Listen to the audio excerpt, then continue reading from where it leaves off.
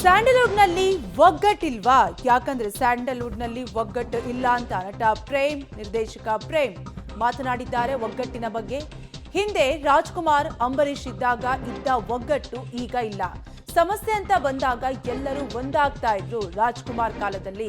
ಈಗ ಅವರ ಪಾಡಿಗೆ ಅವರು, ಇವರ ಪಾಡಿಗೆ ಇವರು ಅನ್ನೋ ಹಾಗಾಗಿದೆ ಅಂತ ನಿರ್ದೇಶಕ ಪ್ರೇಮ್ ಬೇಸರವನ್ನ ಹೊರಹಾಕಿದ್ದಾರೆ. ನಮ್ಮ ರಾಜ್ಯದವರೇ ಕೆಲವರ ಕಾಲು ಎಳೆಯುತ್ತಿದ್ದಾರೆ ಅಂತ ನಿರ್ದೇಶಕ ನಟ ಪ್ರೇಮ್ ಮಾತನಾಡಿದ್ದಾರೆ. ಒಂಥರ ಇಂಡಸ್ಟ್ರಿ ಬಂದ್ಬಿಟ್ಟು ಈಗ ಹೆಂಗೆ ಅಂತಂದ್ರೆ ಒಬ್ರು ಬಂದ್ರೆ ಒಬ್ರು ಹೋದ್ರೆ ಇನ್ನೊಬ್ರು ಓದ್ತಾ ಇರ್ತಾರೆ. ಒಬ್ರು ಒಂದು ಸಮುದ್ರ ಇದು. ಕೊರತೆ ಅನ್ನೋದು ಏನಾಗುತ್ತೆ, ನಮ್ಮಲ್ಲೇ ಜಾಸ್ತಿ ಕೊರತೆಗಳು ಕಂಡು ಬರ್ತಿರ್ತವೆ. ಸೊ ಅದನ್ನ ಸಾಲ್ಯೂಷನ್ ಮಾಡ್ಕೊಂಡು ಹೋಗ್ಬೇಕು. ಈಗ ಅಪ್ಪಾಜಿದ್ದ ಟೈಮಲ್ಲಿ ಎಷ್ಟು ಚಂದ ಇತ್ತು. ಯಾರೋ ಒಂದ್ಸಲಿ ಎಲ್ಲ ಬಂದ್ರು ಒಂದ್ ಎಲ್ಲ ಹೋಗಿರೋರು. ಅಂಬರೀಷ್ ಇದ್ದಾಗ ಬಂದ್ರು ಅಂತಂದಾಗ ಎಲ್ಲ ಹೋಗಿ ಕುಂತ್ಕೊಳ್ಳೋರು. ಈಗ ಯಾರು ಬಂದ್ರು ಯಾರು ಹೋಗಲ್ಲ.